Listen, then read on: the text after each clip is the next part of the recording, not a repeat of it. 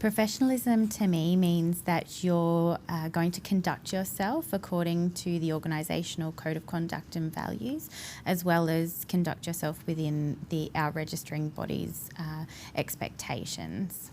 So the behaviours and attitudes would be being honest, open, kind, polite, recognising your own scope of practice, asking for help, being willing and able to participate in education and within the team environment. It's more respect to other people, respect your team, respect every member of your team on a different level.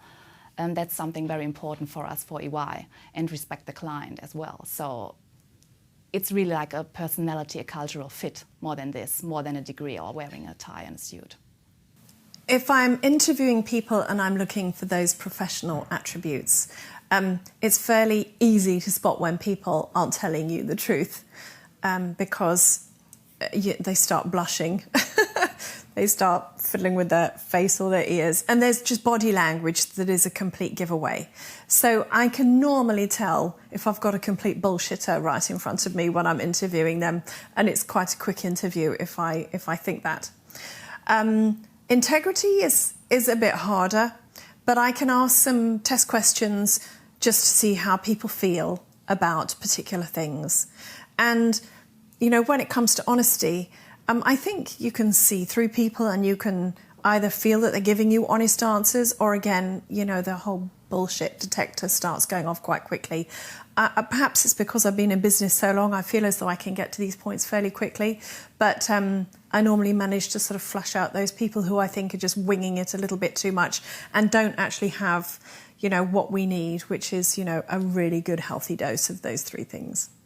I think the big one is being able to just read the people you're sitting around the room. So quite often it's not necessarily a case of the person has done something outlandish, like, you know, got drunk in front of a client or anything like that.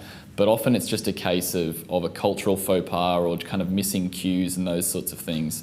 And as a result, they've sort of put their foot in it in front of the client or put their foot in it in front of a prospective employer, just because they haven't done it. A really sort of simple example in my capacity as sort of employer, you know, someone comes in for an interview and they'll start with the "how's it going, mate?" type introduction, and that's a big gamble from a professional standpoint when you're first meeting someone.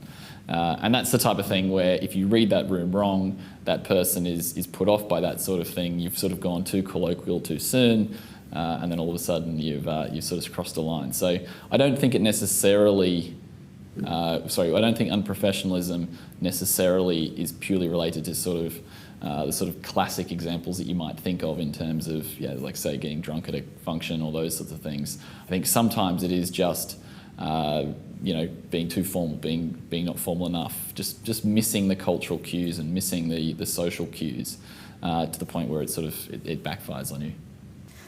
At Harrods, I think we're known for having very high standards of what we're looking for. For instance, on the shop floor, we do have a strict dress code that we expect everyone to comply with. Our dress code was written by one of the editors of Harper's Bazaar, and it is really important to us that we are the image of Harrods. In head office, we do have a dress code as well. It slightly differs department to department, but at the end of the day, we are a fashion company and we are expected to look the part and be that image of Harrods, especially when you are client-facing in your role like I am. In terms of the rest of sort of how we communicate and things like that, it definitely differs depending on what role you're in. Some areas you are expected to be a little bit more professional, a bit more formal in how you speak to each other, especially over things like emails. However, you know, in some areas of the business, it's a little bit more creative and you might want to differ your communication style depending on that. In terms of other areas, we are quite strict on sort of how we like things to come across. So, for instance, sales associates have to clock in when they start work at least 15 minutes before the start of their shift so that they are on the shop floor promptly in time to serve the customers when the store opens. But it is something that we really do take it to heart, that people are really on the ball at all times and they are really staying to Harrods guidelines.